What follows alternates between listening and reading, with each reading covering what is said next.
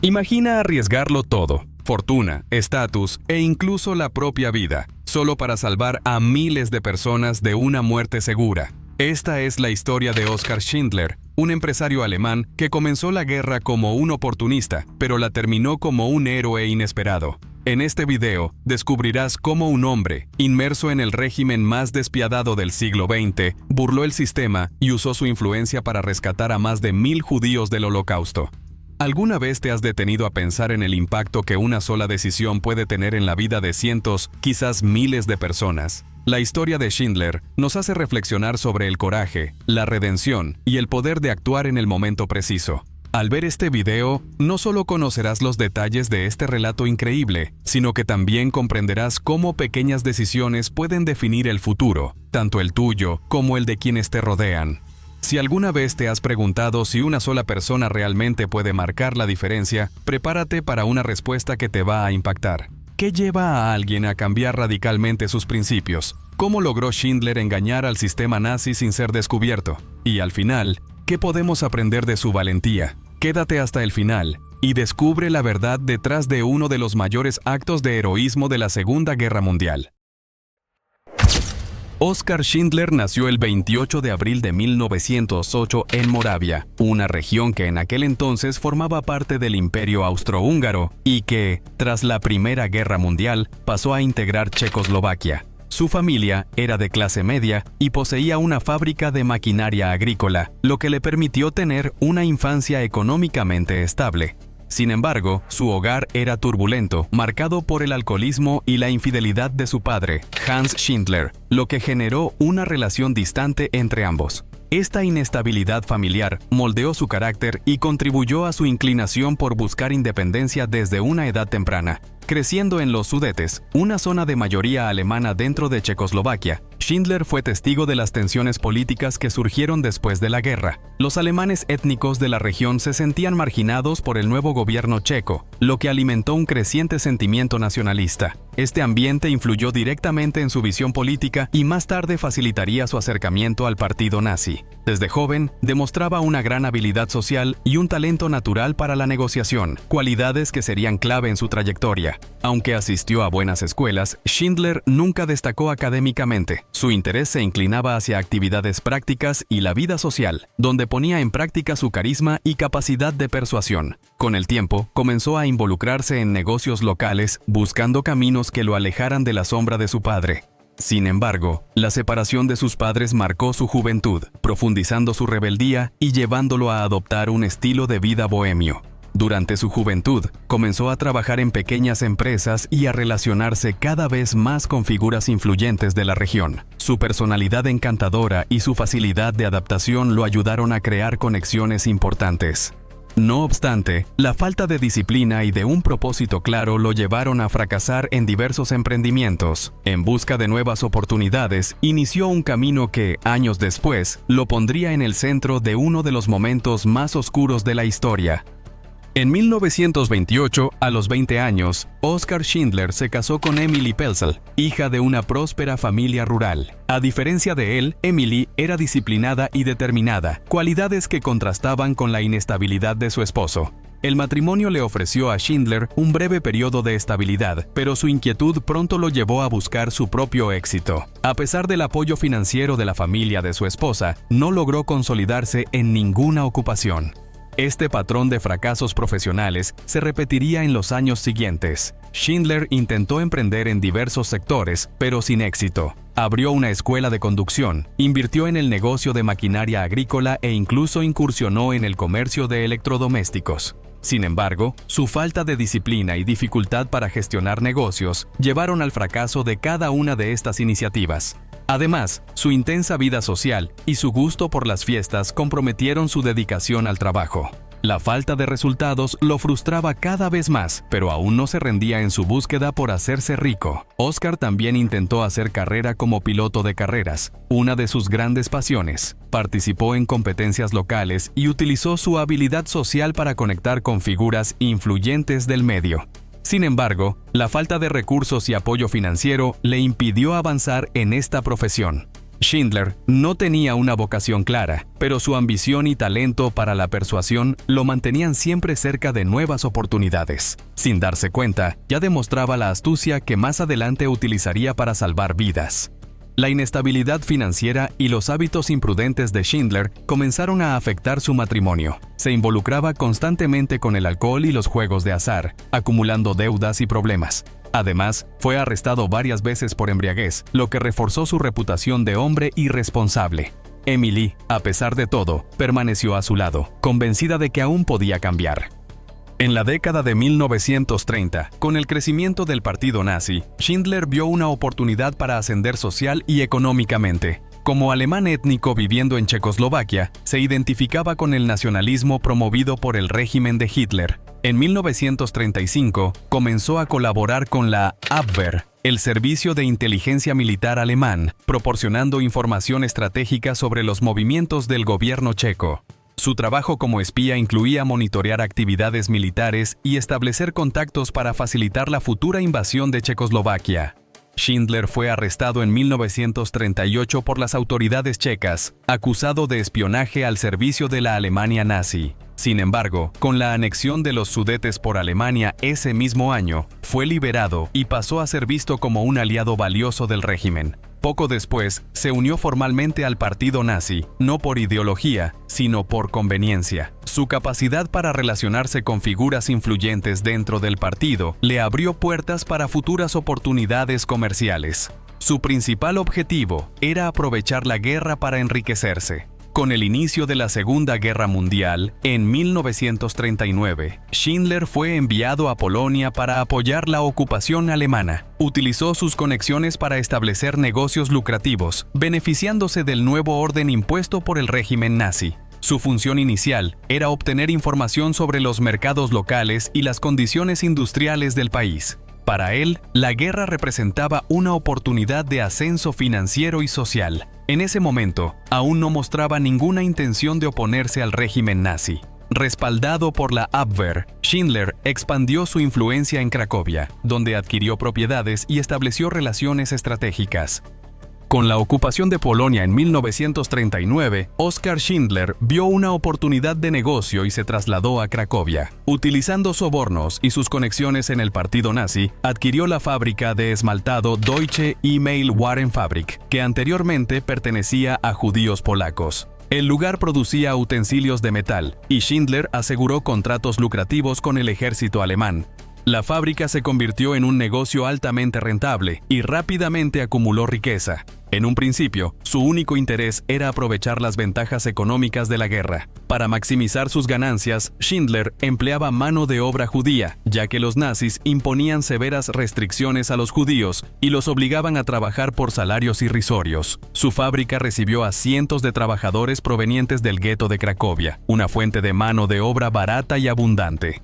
Para los nazis, esto era solo otra pieza en el engranaje del sistema de explotación de la guerra. Para Schindler, era un negocio rentable que le permitía expandir su influencia y aumentar su prestigio dentro de la jerarquía nazi. Oskar se convirtió en una figura respetada entre los oficiales alemanes, pues su producción atendía directamente las necesidades militares. Asistía a fiestas de la élite nazi, cultivaba amistades con altos comandantes y disfrutaba de una vida lujosa. Su relación con el régimen lo protegía de cualquier sospecha, garantizándole privilegios y libertad para manejar sus negocios.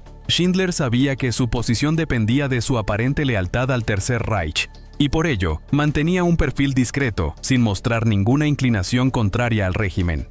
Sin embargo, su convivencia con los trabajadores judíos lo expuso a la brutal realidad de la ocupación nazi. Poco a poco, Schindler comenzó a darse cuenta de que aquellos hombres y mujeres no eran solo una fuente de trabajo barata, sino víctimas de un sistema inhumano. Las ejecuciones sumarias, el hambre y las deportaciones se hicieron cada vez más evidentes. El hombre que había aprovechado la guerra para enriquecerse estaba empezando a cambiar. Pronto, su fábrica dejaría de ser solo un negocio y se convertiría en un refugio para cientos de vidas amenazadas. Oskar Schindler, quien antes solo se movía por intereses financieros, comenzó a transformar su fábrica en un refugio para sus trabajadores judíos. La creciente brutalidad del régimen nazi se hizo evidente para él, especialmente tras la liquidación del gueto de Cracovia en 1943. Fue testigo de ejecuciones sumarias y del envío de miles de judíos a campos de exterminio. Este choque con la realidad despertó en él un sentido de responsabilidad que cambiaría su destino. A partir de ese momento, su prioridad dejó de ser el lucro y pasó a ser la protección de sus empleados. Schindler utilizó su influencia y sus conexiones dentro del partido nazi para mantener a sus trabajadores bajo su protección. Con el pretexto de que eran esenciales para la producción de guerra, logró evitar que fueran deportados. Manipuló documentos y sobornó a oficiales para garantizar la permanencia de sus obreros en la fábrica. Sabía que cualquier error podría comprometer su posición y ponerlo bajo sospecha, pero asumió los riesgos. Su habilidad para la persuasión y el manejo político se convirtieron en sus mejores armas contra la maquinaria nazi. Además de evitar deportaciones, Schindler comenzó a mejorar las condiciones dentro de la fábrica. Proporcionaba raciones extra de comida, reducía la brutalidad en el trabajo y ofrecía un entorno relativamente seguro. Para los prisioneros judíos, trabajar en la fábrica de Schindler significaba una oportunidad de sobrevivir. Mientras otros empresarios explotaban a los trabajadores hasta la extenuación, él hacía todo lo posible por protegerlos. Su comportamiento empezó a llamar la atención, pero supo disimular sus verdaderas intenciones, manteniendo la apariencia de un fiel colaborador nazi. El giro en su historia se hizo aún más evidente cuando Schindler comenzó a rescatar judíos de otros lugares. Usaba su influencia para trasladar prisioneros de campos de concentración a su fábrica, argumentando que eran esenciales para la producción. Cada vida salvada requería negociaciones arriesgadas y grandes sumas de dinero en sobornos. Su fortuna, antes acumulada por el oportunismo de la guerra, ahora se gastaba en salvar a aquellos condenados a la muerte. Schindler ya no era solo un empresario, se había convertido en un verdadero protector de vidas. Amon Goth, comandante del campo de concentración de Poisouf, era una de las figuras más brutales del régimen nazi. Sádico e implacable, ejecutaba prisioneros por mero capricho y ejercía un reinado de terror. Schindler comprendió que para proteger a sus trabajadores debía acercarse a este hombre peligroso. Utilizando su talento para la persuasión, construyó una relación estratégica con Goth, asistiendo a sus fiestas y manteniendo una apariencia de complicidad. Su objetivo era claro: asegurar privilegios para los judíos de su fábrica sin despertar sospechas. Schindler sabía que Goth era un hombre codicioso y aprovechó esto a su favor. Le ofrecía regalos costosos, alcohol y dinero para mantener su fábrica funcionando con relativa independencia. A cambio, logró impedir la deportación de muchos de sus empleados y evitó ejecuciones arbitrarias dentro de la fábrica. Esta peligrosa relación requería un constante juego de manipulación. Debía aparentar lealtad al régimen mientras, en secreto, trabajaba para sabotear sus acciones. A pesar de esta cercanía, Schindler jamás respaldó la brutalidad de Goeth. Por el contrario, en varias ocasiones intervino directamente para salvar judíos que iban a ser ejecutados. En un episodio memorable, evitó que uno de sus trabajadores fuera asesinado por Goeth simplemente por haber usado un baño sin permiso. Pequeños gestos como este marcaban la diferencia entre la vida y la muerte para quienes estaban bajo su protección. Cada negociación, cada soborno y cada conversación con Goeth eran un riesgo calculado. A medida que avanzaba la guerra, Goeth comenzó a perder poder y fue investigado por la propia SS por corrupción. Schindler, consciente de la creciente inestabilidad, intensificó sus esfuerzos para salvar al mayor número posible de judíos. Su relación con Goeth había sido un juego de supervivencia, pero pronto necesitaría una estrategia aún más audaz. La fábrica en Cracovia ya no podía garantizar la seguridad de sus trabajadores, y una nueva fase en su lucha por la vida estaba a punto de comenzar. Con el avance del Ejército Rojo en 1944, los nazis comenzaron a desmantelar campos de trabajo y a enviar prisioneros a Auschwitz. Schindler sabía que, si su fábrica en Cracovia cerraba, sus trabajadores serían exterminados. Decidido a salvarlos, ideó un plan audaz: trasladarlos a una nueva fábrica en Brunlitz, en Moravia, donde podrían permanecer bajo su protección hasta el final de la guerra. Para lograrlo, debía convencer a los nazis de que sus obreros aún eran esenciales para el esfuerzo bélico. La solución fue la creación de una lista con los nombres de más de 1000 judíos, quienes serían transferidos como trabajadores indispensables. Esta lista, redactada por su contable judío Itzhak Stern y otros aliados, se convirtió en un documento histórico. Schindler gastó toda su fortuna sobornando a oficiales nazis para que aprobaran la transferencia. Cada nombre en la lista representaba una vida salvada, y cada negociación implicaba enormes riesgos. Un solo error podría costarle no solo la vida a los judíos, sino también la suya propia. A pesar de sus esfuerzos, la transferencia no estuvo exenta de problemas. Un grupo de mujeres y niños fue enviado por error a Auschwitz, y Schindler tuvo que actuar con rapidez para rescatarlos. Viajó personalmente al campo y, con promesas y sobornos, logró sacarlos antes de que fueran ejecutados. La nueva fábrica en Brunlitz no producía armamento eficaz, ya que Schindler saboteaba intencionalmente la producción para no contribuir al régimen nazi. Durante meses, mantuvo a sus trabajadores a salvo, proporcionándoles refugio y alimento, mientras Alemania se encaminaba hacia la derrota. Cuando los nazis finalmente se rindieron, Schindler huyó para evitar ser arrestado como colaborador del régimen. Sus trabajadores, ahora libres, reconocieron que debían su vida al coraje y los sacrificios de aquel hombre. Con la derrota de Alemania en 1945, Oskar Schindler se convirtió en un hombre marcado. A pesar de haber salvado a más de 1000 judíos, seguía siendo oficialmente un miembro del partido nazi y podía ser arrestado como colaborador. Para evitar represalias, huyó con Emilia a Austria, llevando solo algunas pertenencias y cartas de recomendación escritas por los judíos a los que había salvado. Sin dinero y sin perspectivas, inició una nueva etapa en su vida, lejos de la influencia y el prestigio que había tenido durante la guerra. Después del conflicto, Schindler intentó reconstruir su vida en Argentina, donde invirtió en una granja con el apoyo de organizaciones judías. Sin embargo, nunca tuvo talento para los negocios y terminó en la bancarrota una vez más. Sin recursos, pasó a depender de la ayuda de los exprisioneros judíos, quienes reconocían su importancia y trataban de apoyarlo. Emily, quien siempre había estado a su lado, soportó años de dificultades, pero la relación entre ambos se deterioró. Eventualmente, decidió separarse, cansada de las infidelidades y el alcoholismo de su esposo. Schindler regresó a Alemania en la década de 1950, intentando sin éxito emprender nuevos negocios. El hombre que alguna vez había utilizado su influencia para salvar vidas, ahora vivía en la miseria, sostenido por donaciones de aquellos que lo consideraban un héroe. A pesar de las dificultades, nunca expresó arrepentimiento por haber gastado toda su fortuna en salvar judíos. Sin embargo, su nombre permaneció relativamente desconocido durante años, hasta que su historia comenzó a ganar reconocimiento internacional. Sus últimos años estuvieron marcados por problemas de salud y dificultades económicas. En 1974, a los 66 años, sufrió un ataque cardíaco y falleció en Frankfurt, en la Alemania Occidental. A petición de los judíos que había salvado, fue enterrado en el cementerio católico del Monte Sión, en Jerusalén, un privilegio excepcional para un no judío. Su tumba se convirtió en un lugar de peregrinación, donde los visitantes dejan piedras como símbolo de respeto y gratitud.